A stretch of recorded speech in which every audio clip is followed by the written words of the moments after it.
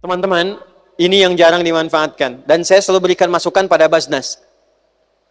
Kalau butuh sesuatu, saya mau tanya dulu, ZIS itu artinya apa? ZIS. Z-I-S.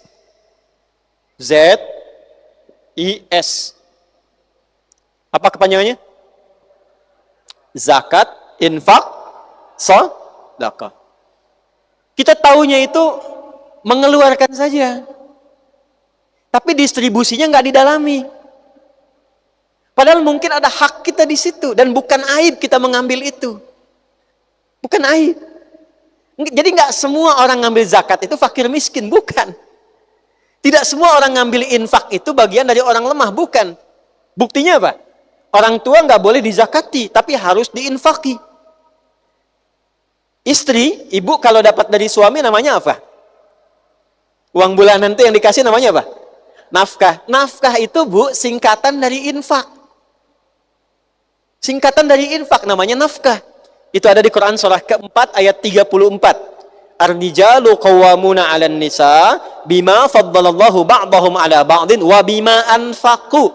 Kata Allah, infak wajib suami yang pertama itu pada istri dan keluarganya.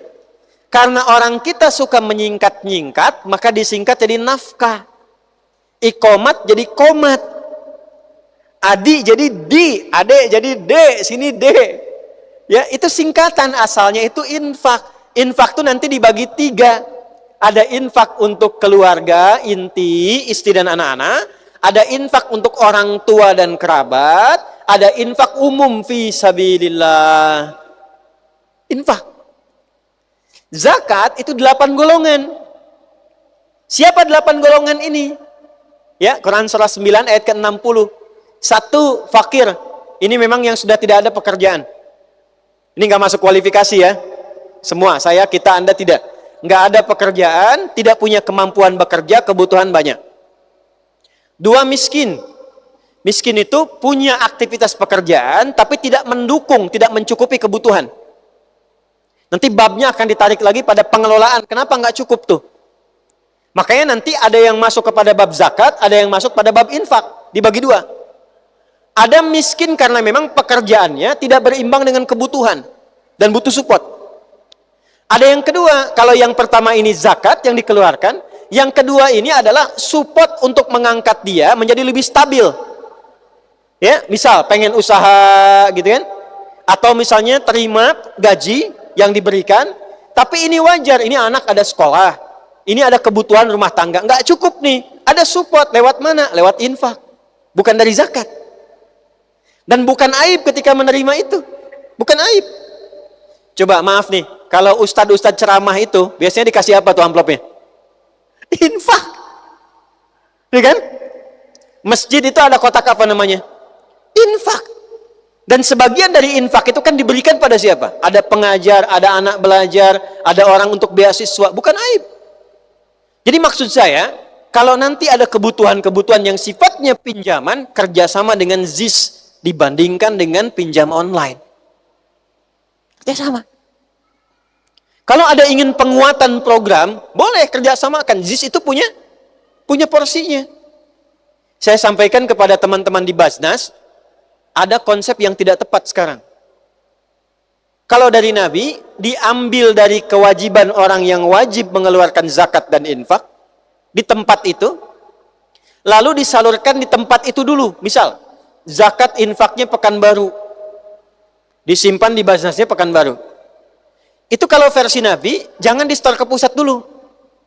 Diselesaikan kebutuhan di wilayah Pekanbaru. Nanti koordinasi. Ya.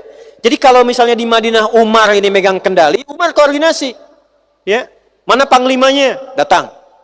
Mana bagian kementerian? Datang. Berapa bagian dari porsi ini yang harus disalurkan kepada, ini sudah ada kualifikasinya. Ini fulan.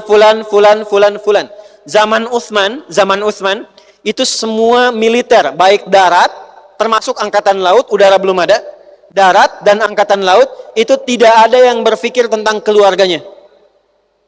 Karena semua kebutuhannya terpenuhi. Di atas kebutuhan pokok. Dari mana posnya? Baitul Mal. Baitul Mal itu posnya apa? 2. bagi Anda yang sudah mengenakan seragam ini, itu masuk kategori mujahid fi sabilillah. Dapat bagian ke-8, wa fi sabilillah. Saya selalu katakan pada teman-teman, kalau sudah menggunakan seragam ini, ibu bangga bu, suami ibu bu. Ya, dan teman-teman Anda mesti bangga, yang muslim ya saya katakan. Ini seragam Anda kebanggaan. Bukan cuma saat Anda jadi kesatria di langit. Catat pesan saya ini. Bukan saat sekedar Anda menjadi kesatria di langit. Tapi ini dibawa sampai di hadapan Allah ketika saat dihisab. Dibawa sampai hari kiamat jadi kebanggaan saat dihisab. Perhatikan baik-baik. 3 golongan yang dalam hidupnya tercatat pejuang akhirat. 1, ulama yang mengajarnya ikhlas karena Allah. Bukan ulama pencari dunia ya. Ulama yang mengajar ikhlas karena Allah. Jadi ada ulama ahli kitab, ada ulama ahli proposal. Nah, itu ada ya. Kedua, pencari ilmu yang diniatkan untuk ibadah. Quran surah 9 ayat 122. Pencari ilmu yang diniatkan untuk ibadah. Keluar ke Madinah, ke Mekah, ke Al-Azhar di Mesir, ke Libya, ke Tripoli, ke Tunis. Supaya pulang jadi ustadz. Jadi ulama, ngajar masyarakat. Itu fisabilillah. Kalau wafat sedang belajar, itu meninggalnya syahid. Ulama mengajar, wafat, lillah karena Allah, itu syahid. Syahid akhirat. Jadi dikuburkannya, dimandikan sama seperti orang biasa, tapi nilainya syahid. Ketiga, ini yang harus diviralkan di kalangan teman-teman. Anda yang menggunakan seragam-seragam untuk menjaga ketahanan, keamanan bangsa dan negara. Ini pakaiannya pakaian perjuangan. Makanya resolusinya resolusi jihad. Jadi mesti ada kebanggaan pakai ini. Saat di kantor, saat terbang. Makanya jaga itu pakaian takwa Anda. Jangan pakai seragamnya untuk maksiat. Jangan pakai korupsi. Jangan terjebak riba. Jangan pakai untuk menipu. Karena ini kebanggaan saat pulang. Saya pakai baju ini, Anda pakai baju itu. Di mana ayatnya? Surat Quraisy. Falyabudu rabb hadzal bait alladzi at'amahum min ju' wa amanahum min khauf. Orang-orang yang mendedikasikan dirinya untuk menjaga keamanan, ketertiban, kenyamanan, ketahanan dan diniatkan ibadah, ini poinnya. Diniatkan ibadah karena Allah, itu fi sabilillah. Nanti babnya di Riyadhus Shalihin dari 1896 hadis yang ada di dalamnya. Lihat bab pertama tentang ikhlas. Orang yang pakai seragam, kata Nabi, berjuang dan dia niatkan karena Allah. Dia jaga bela negara, tapi dia niatkan karena Allah.